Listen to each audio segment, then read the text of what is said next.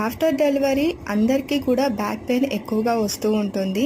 దానికి మనం రీజన్ వచ్చేసి అనెస్థేషియా మనకి స్పైన్కి ఇవ్వడం వల్ల వస్తుంది అని మనం అనుకుంటూ ఉంటాము. కాకపోతే ఇట్స్ నాట్ ట్రూ అండి.